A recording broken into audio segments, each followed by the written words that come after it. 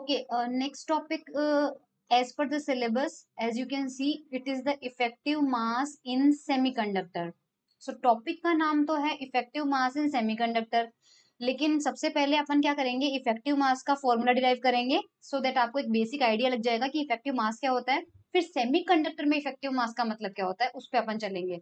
सो effective मास का formula जो है वो डिराइव करेंगे अपन। हमें पता है कि वीजी हमने प्रीवियस लेक्चर में निकाला है, यार रुको यार।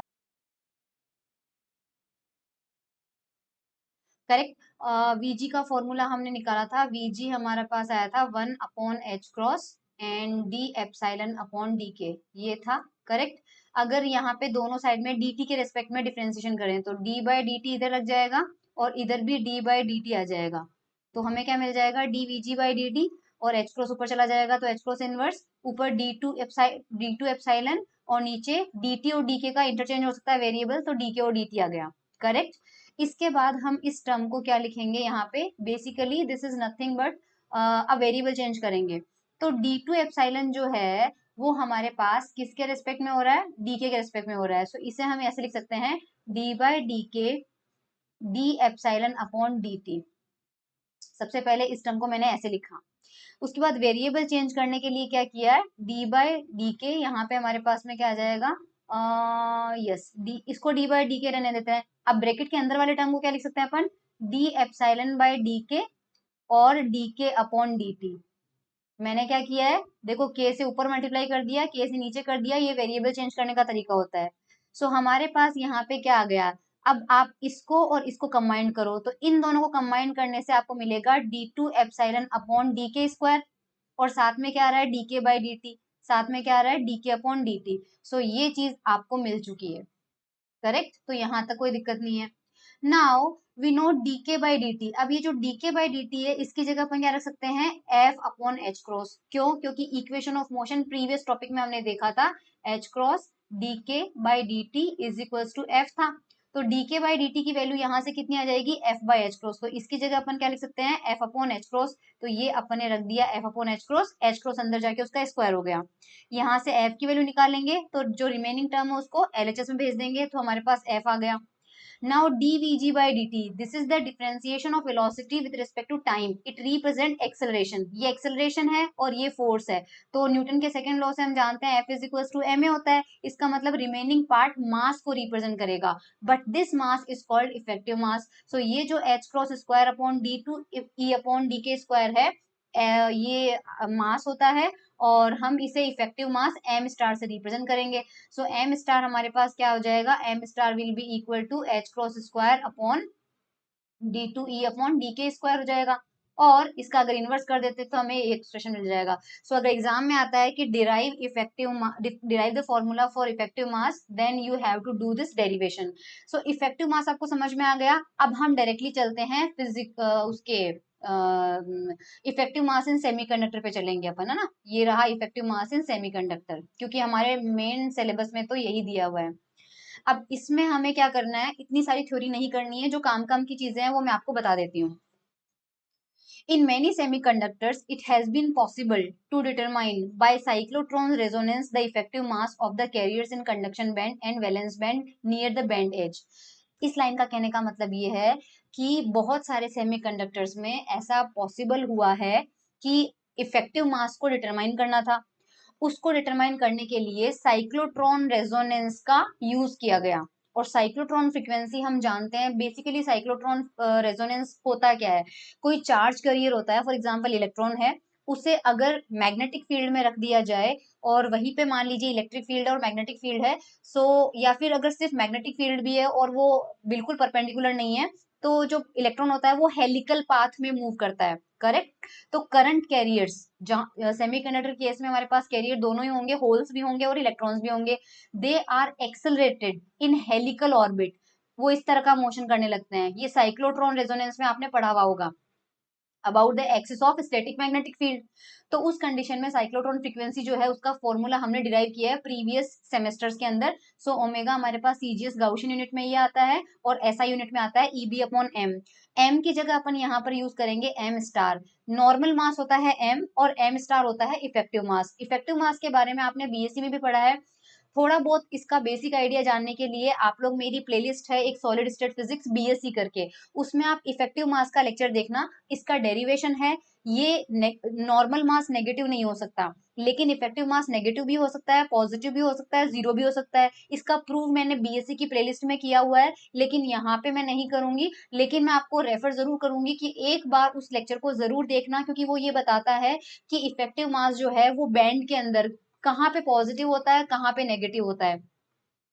ठीक है, सो हमारे पास यहाँ पर इतना तो क्लियर है। अब अपन क्या करेंगे, एक एक्सपेरिमेंट का एग्जांपल लिया है, वी कंसीडर द एक्सपेरिमेंट। हमें ये एक्सपेरिमेंट एग्जाम में नहीं लिख के आना है, हमें बस इतना सा लिख के आना है जितना मैंने अभी बताया है कि साइक्लोट्रॉन रेजोनेंस से इफेक्टिव मास का डिटर्मिनेशन किया जा सकता है। और साइक्लोट्रॉन रेजोनेंस के अंदर जो इलेक्ट्रिक चार्ज करियर होता है, करंट करियर होते हैं, वो हेलिकल पाथ में मूव करते हैं, और उनकी जो फ्रीक्वेंसी होती है हेलिकल पाथ की, वो गिवन है इस फॉर्मूले से। उसके बाद में हम डायरेक्टली आ जाएंगे हमारे यहाँ पे, यहाँ से आ जाएंगे। डायरेक्ट बैंड गैप सेमीकंडक्टर में होता क्या है, उसमें हमारे पास with band edge at the centre of Brillouin zone the bands have the structure shown in figure 13। Figure 13 देख लेते हैं एक बार। फिगर 13 ये रहा, राइट। फिगर 13 में हमें पता है हमारे पास डायरेक्ट बैंड गैप सेमीकंडक्टर में, हमने प्रीवियस टॉपिक में डायरेक्ट बैंड गैप और इनडायरेक्ट बैंड गैप के बारे में पढ़ा था। डायरेक्ट बैंड गैप में मैंने आपको बताया था कि वैलेंस बैंड का टॉप मोस्ट जहां पे होल होगा और कंडक्शन बैंड का लोवेस्ट पॉइंट होगा और वैलेंस बैंड का हाईएस्ट पॉइंट होगा, वो सेम के पॉइंट पे होंगे। तो यहाँ पर कंडक्शन बैंड का पॉइंट लोवेस्ट पॉइंट है ये वाला, और यहाँ पे तीन डायग्राम बना रखे हैं वैलेंस बैंड के, एक ये बना रखा है, एक ये बना रखा है, और एक आपके पास में एक नीचे और बना रखा है।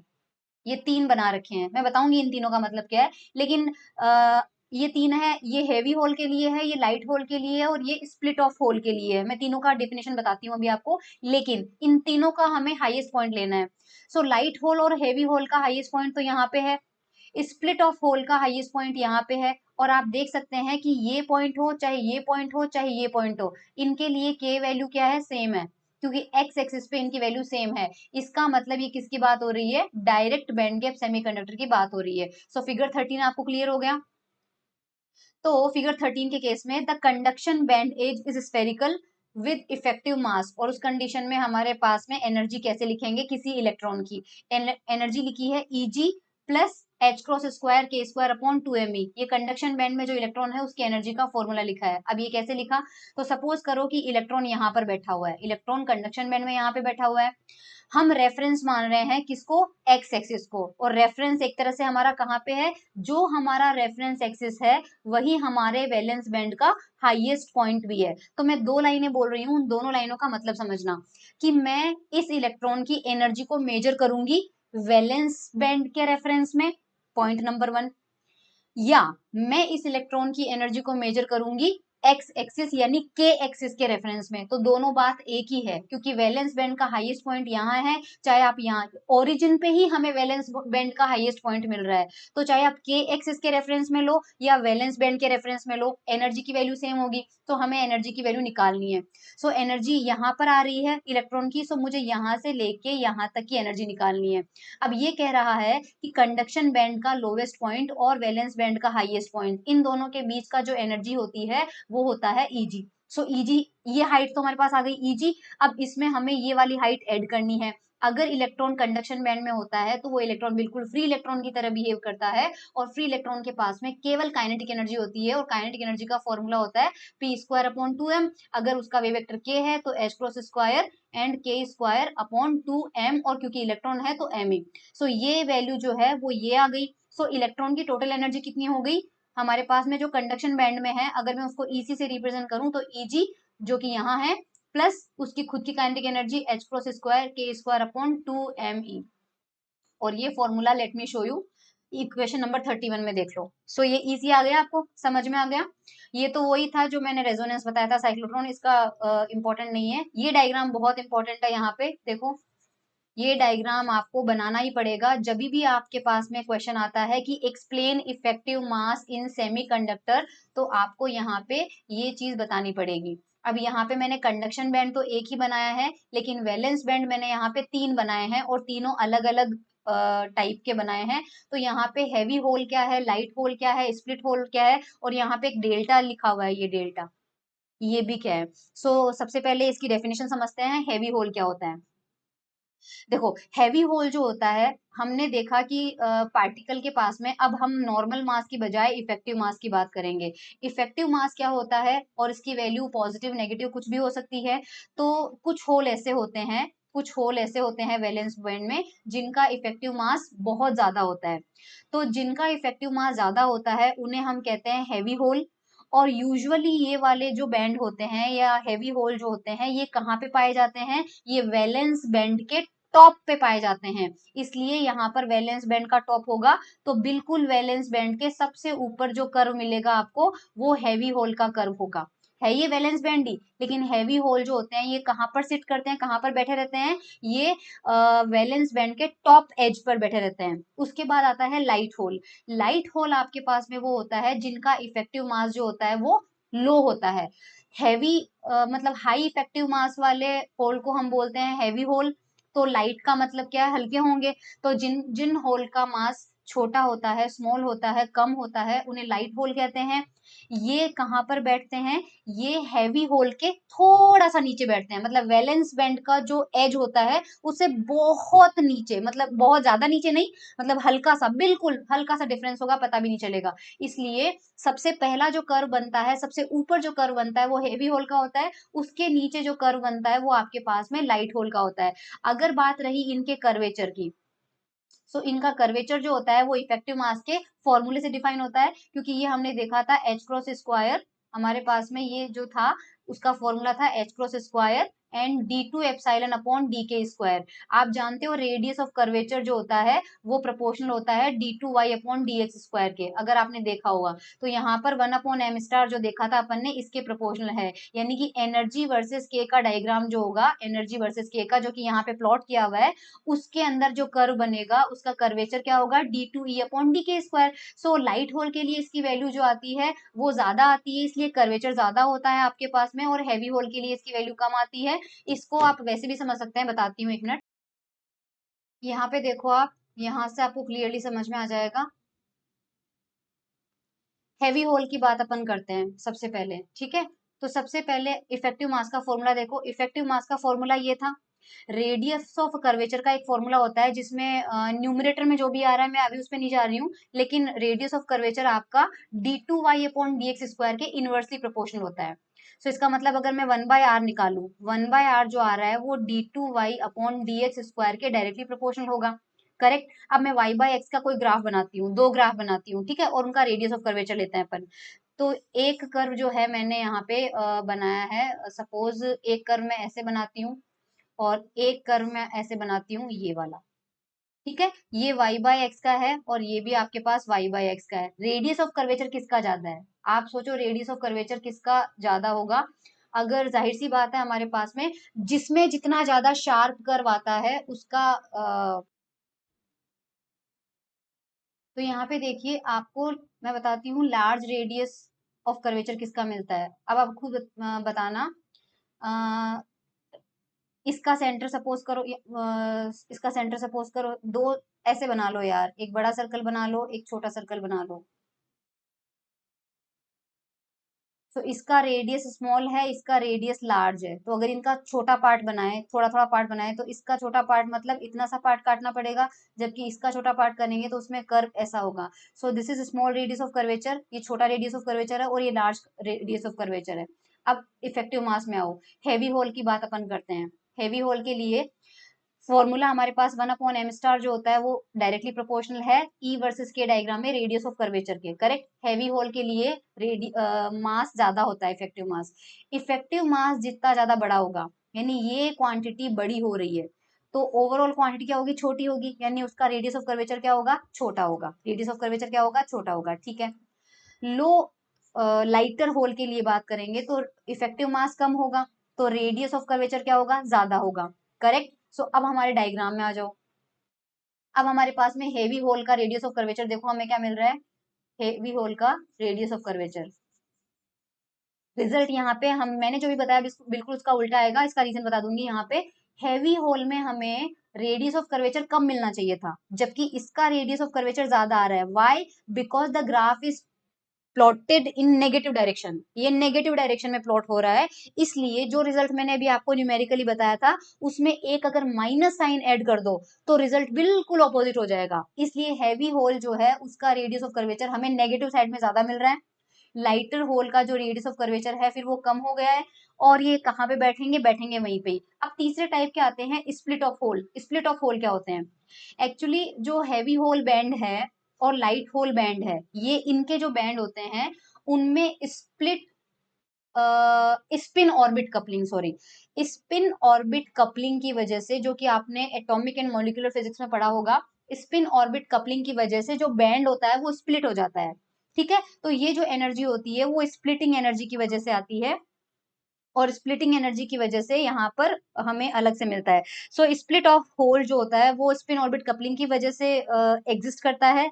इसकी एनर्जी क्या होती है? इसकी एनर्जी हैवी होल और लाइट होल दोनों से नीचे आती है, तो ये दोनों से नीचे मिलता है अपन को। बिल्कुल इसका जो मेन पॉइंट होता है वो दोनों होल से बहुत नीचे होता है। करेक्ट। सो आपको समझ में आ गया होगा तीनों टाइप के होल। तो ये डायग्राम बनाना बिल्कुल मत भूलना है, डायग्राम भी मैंने एक्सप्लेन कर दिया है। This is simplified view of the band edge structure of a direct, और ये डायरेक्ट बैंड गैप का बनाया है अपन ने। यहाँ पर टेबल में कुछ नंबर दिए हुए हैं, वो नंबर हमें याद नहीं रखने हैं, लेकिन और ये रेफरेंस कहाँ पे लिया अपन ने? Valence band. क्योंकि मैंने पहले ही बोला था कि रेफरेंस आप वैलेंस बैंड लो चाहे के एक्सिस लो, बात एक ही है, क्योंकि वैलेंस बैंड के टॉप मोस्ट पॉइंट पर ही हमने हमारा के एक्सिस ड्रॉ कर दिया। Now the valence band are characteristically three fold near the edge. Edge के पास में थ्री फोल्ड होते हैं। थ्री फोल्ड का मतलब heavy hole h h, light hole l h, and ये हमारे पास में ये तो डीजनरेट होते हैं सेंटर पे। क्यों डीजनरेसी क्यों हुई? क्योंकि जो बैंड बने थे उसमें यही पॉइंट पर, इसी पॉइंट पर हमें हैवी होल भी मिल रहा था और यहीं से हमारा लाइट होल भी शुरू हो रहा था। तो सेंटर पे वो क्या हो गए? बैंड डीजनरेट हो गए। तो सेंटर पे डीजनरेट हो गए, और जो स्प्लिट ऑफ था वो डीजनरेट नहीं है क्योंकि उसका ओरिजिन अलग था। एंड अ बैंड एसओएच, एसओएच का मतलब split off hole, split off है, और स्प्लिट ऑर्बिट स्प्लिटिंग की वजह से आता है। तो जो एनर्जी यहाँ पे गैप होती है वो डेल्टा के इक्वल होती है। अब वो डेल्टा हमें यहाँ पर देखना है। तो हैवी होल की जो एनर्जी है वो कितनी होगी? क्योंकि ये नीचे है, नीचे की डायरेक्शन में है, सो नेगेटिव मिले, ऊपर एक्सिस हमारी एनर्जी पॉजिटिव है, नीचे नेगेटिव होगी। यहाँ पे फॉर्मूला देखो हैवी होल का। अब हमारे पास यहाँ पे जो हमने इलेक्ट्रॉन की एनर्जी की बात करी थी उसमें तो हमने ईजी को ऐड किया था। ईजी को हमने ऐड क्यों किया था? क्योंकि ईजी बैंड गैप के बाद में ईजी को ऐड क्यों किया था उसका रीजन बता देते हैं। क्योंकि हमारा जो ग्राफ था वो कुछ इस तरह से था, ये के एक्सिस था, वैलेंस बैंड तो यहाँ के जीरो से ही शुरू हो रहा है, कंडक्शन बैंड ऊपर जा रहा था, तो ये वाली जो एनर्जी है दिस वाज ईजी, और उसके बाद उसकी काइनेटिक एनर्जी आ रही थी। इसलिए हमने इलेक्ट्रॉन की जब एनर्जी लिखी थी तो इलेक्ट्रॉन की एनर्जी में हमने ईजी को ऐड किया था, लेकिन जब हम होल की एनर्जी लिखेंगे तो हमें कुछ भी ऐड करने की जरूरत नहीं है क्योंकि ओरिजिन से ही शुरू हो रहा है। तो डायरेक्ट काइनेटिक एनर्जी लिखेंगे, यहाँ पे अगर कोई होल होगा तो काइनेटिक एनर्जी लिखेंगे। अब बिकॉज एनर्जी नेगेटिव डायरेक्शन में है सो माइनस में होगा, तो एच क्रॉस स्क्वायर के स्क्वायर अपॉन 2m स्टार। अब ये m स्टार किसका आएगा? तो हैवी होल के लिए m एच एच आएगा, लाइट होल के लिए ये एल एच आएगा, और स्प्लिट ऑफ के लिए हमारे पास में, स्प्लिट ऑफ के अंदर देखो रेंज आ रही है, स्प्लिट ऑफ में हमें दिक्कत आ जाएगी क्योंकि स्प्लिट ऑफ वाला जो ग्राफ बन रहा था वो हमारा यहाँ बन रहा था। सो ये जो रेंज है दिस वाज डेल्टा, तो डेल्टा तो आएगा ही आएगा, उसके अलावा यहाँ पर कोई होल होगा उसकी जो सेम इलेक्ट्रॉन में हुआ था। इलेक्ट्रॉन में हमने ईजी ऐड किया था, यहाँ पे हमें डेल्टा करना है। सो यहाँ पे अब क्या हो जाएगा, और वो नेगेटिव में लेना है तो माइनस का डेल्टा होगा, और फिर उसकी काइनेटिक एनर्जी आएगी SOH की। I hope that is clear to you. तो हमारे पास में यहाँ पे आपको समझ में आ गया। तो ये जो ग्राफ था ये था इफेक्टिव मास इन सेमीकंडक्टर। अब सिलिकॉन एंड जर्मेनियम के अंदर हमारे पास में यहाँ पे ये समझाना है या नहीं समझाना है मुझे पता नहीं है। सिलिकॉन जर्मेनियम के अंदर इफेक्टिव मास का फॉर्मूला नहीं, नॉट नेसेसरी यार, जरूरी नहीं है। ठीक है। सो ये इफेक्टिव मास इन सेमीकंडक्टर का टॉपिक जो है हमारा कंप्लीट होता है।